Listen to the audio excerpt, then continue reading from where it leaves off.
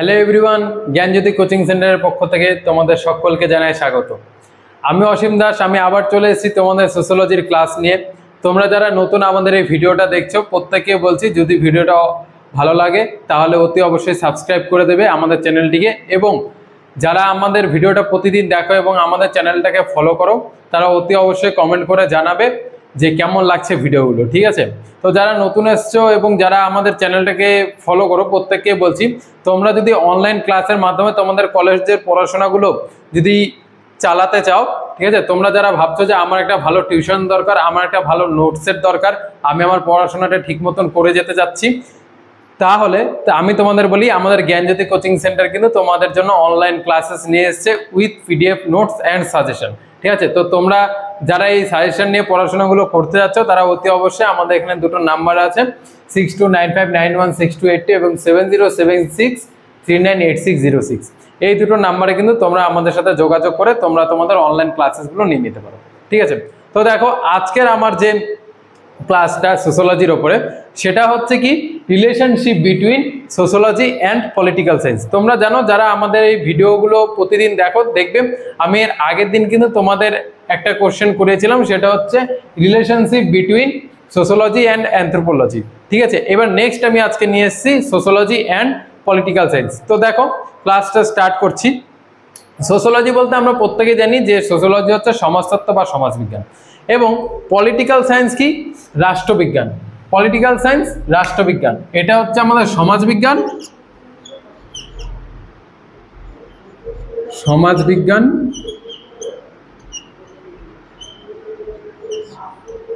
আর এটা হচ্ছে কি রাষ্ট্রবিজ্ঞান।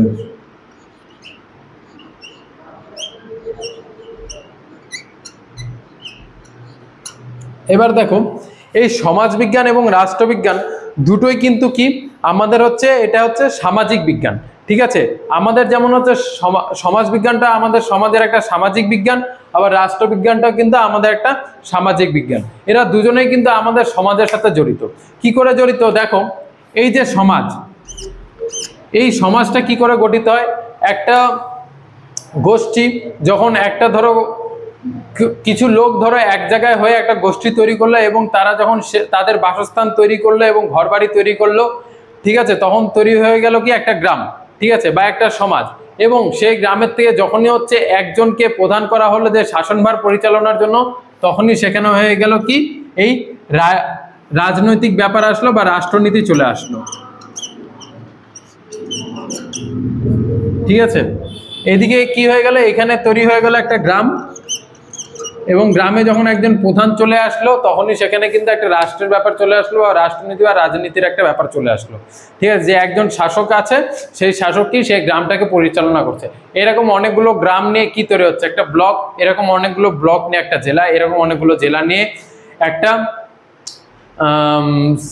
স্টেট, ঠিক আছে? এরকম একটা স্টেট নিয়ে কি হচ্ছে, অনেকগুলো স্টেট নিয়ে কি হচ্ছে কান্ট্রি, ঠিক আছে? এইভাবেই কিন্তু একটা দেশ গড়ে উঠছে, এবং এরকম বিভিন্ন দেশ নিয়ে কিন্তু তৈরি হয়ে যাচ্ছে রাষ্ট্রনীতি বা রাজনীতি, ঠিক আছে? তো দেখা যাচ্ছে কি আমাদের যদি রাষ্ট্রবিজ্ঞানের কথা যদি বলি বা রাষ্ট্রের কথা যদি বলি, তাহলে কি আমাদের সেখানে কিন্তু প্রথমে মূল ভিত্তি কিন্তু এই সমাজ। এই সমাজটা যদি গড়ে না ওঠে তাহলে রাষ্ট্রটা কিন্তু গড়ে উঠবে না, ঠিক আছে? তো যখন আমরা যদি রাষ্ট্রবিজ্ঞানটা পড়তে যাই বা পলিটিক্যাল সায়েন্সটা যদি পড়তে যাই, তাহলে কি আমাদের প্রথম ভিত্তি করতে হয় কোথায়? বা রাষ্ট্রবিজ্ঞানীরা যখন হচ্ছে রিসার্চ করে, ঠিক আছে, তখন তারা প্রথম ভিত্তি কোথায় করে? রাষ্ট্র নিয়ে যখন হচ্ছে কথা হয় তখন হচ্ছে প্রথম ভিত্তি কিন্তু আমাদের সমাজ, ঠিক আছে? বা সমাজবিজ্ঞানের উপর ভিত্তি করে কিন্তু আমাদের রাষ্ট্রবিজ্ঞানটা গড়ে ওঠে।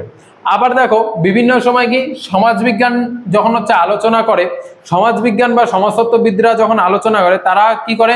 তারা বিভিন্ন এলাকার রাজনৈতিক ব্যাপারগুলো নিয়ে আলোচনা করে, ঠিক আছে? রাষ্ট্র নিয়ে আলোচনা করে। রাষ্ট্র ছাড়া মানুষের একটা গোষ্ঠী ছাড়া বা একটা রাষ্ট্র ছাড়া তো সমাজ তৈরি হবে না।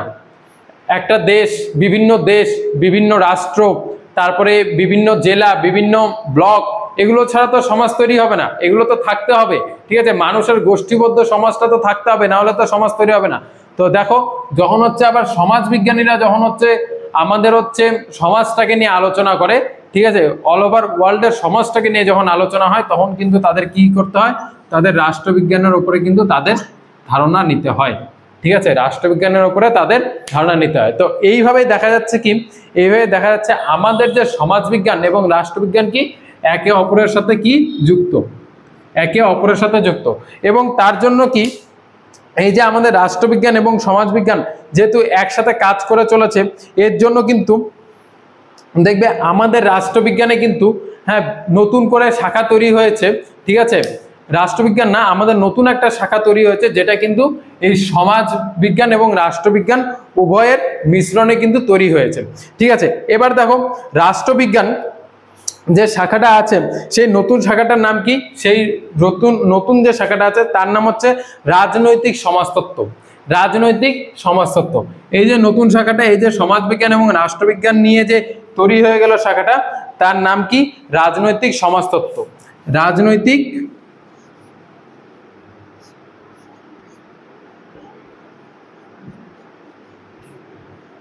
সমাজতত্ত্ব। যেহেতু আমাদের রাষ্ট্রবিজ্ঞান এবং সমাজবিজ্ঞান একে অপরের সাথে জড়িত এবং একে অপরকে ছাড়া কিন্তু আলোচনার বিষয় আসতে পারে না, ঠিক আছে, তাদের পরিধিটা কমে যায়, সেহেতু কিন্তু একটা নতুন বিষয় তৈরি হয়ে গেছে যেটা হচ্ছে রাজনৈতিক সমাজতত্ত্ব, ঠিক আছে। এবার দেখো বিভিন্নভাবে কিন্তু আমাদের রাষ্ট্রবিজ্ঞান এবং সমাজবিজ্ঞান কিন্তু একে অপরের সাথে জড়িত থাকার পরেও এদের মধ্যে কিছু বৈসাদৃশ্য দেখা যায়। যেমন হচ্ছে আমাদের এই সমাজবিজ্ঞান কি করে সমাজ নিয়ে আলোচনা করে, এ কি করে সমাজ নিয়ে আলোচনা করে, এটা কি করে রাষ্ট্র নিয়ে আলোচনা করে, ঠিক আছে। এ সমাজ থেকে বাইরে কিছু আলোচনা করে না, এর মধ্যে ছোট বড় ও সব ব্যাপারই থাকে, অর্থনৈতিক ব্যাপার আছে, রাজনৈতিক ব্যাপার আছে, ধর্মীয় ব্যাপার আছে, সাম্প্রদায়িক ব্যাপার আছে, ঠিক আছে, বিভিন্ন জিনিস আছে। কিন্তু আমাদের এই রাষ্ট্রটা কি আছে, রাষ্ট্রের সাথে যেসব জিনিস যুক্ত, ঠিক আছে, বা রাজনৈতিক যে দিকগুলো আছে, রাজনৈতিক দিকগুলো নিয়ে কিন্তু আমাদের কি পলিটিক্যাল সায়েন্স বা রাষ্ট্রবিজ্ঞানটা গড়ে ওঠে। তো এদের মধ্যে বৈসাদৃশ্য যতই থাক, কিন্তু দেখা যাচ্ছে কি এদের মধ্যে বৈসাদৃশ্য থাকলেও এরা কিন্তু একে অপরের উপরে কি নির্ভর করে কিন্তু গড়ে উঠেছে। তার জন্যই কি হয়েছে, আমাদের এই রাজনৈতিক সমাজতত্ত্বটার কিন্তু গঠন হয়েছে, ঠিক আছে। তো বলা যায় এই যে আমাদের যে পলিটিক্যাল সায়েন্স আছে এবং আমাদের যে সোশ্যোলজি আছে একে অপরের সঙ্গে কিন্তু যুক্ত এবং একে অপরকে ছাড়া কিন্তু চলতে পারে না, ঠিক আছে।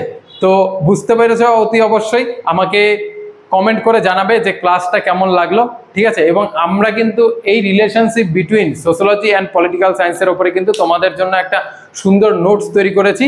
যারা এই নোটসগুলো পেতে চাও এবং আমাদের এই ক্লাসগুলো অনলাইনের মাধ্যমে নিতে চাও, তারা অতি অবশ্যই আমাদের সাথে এই দুটো নাম্বারে যোগাযোগ করে আমাদের জ্ঞানজ্যোতি কোচিং সেন্টার জয়েন করে এবং তোমাদের পড়াশোনাগুলো চালিয়ে যাও। দেখা হচ্ছে তোমাদের সাথে আমার নেক্সট ভিডিওতে। আজকের মতন এখানেই শেষ করছি। Thanks for watching. Thank you.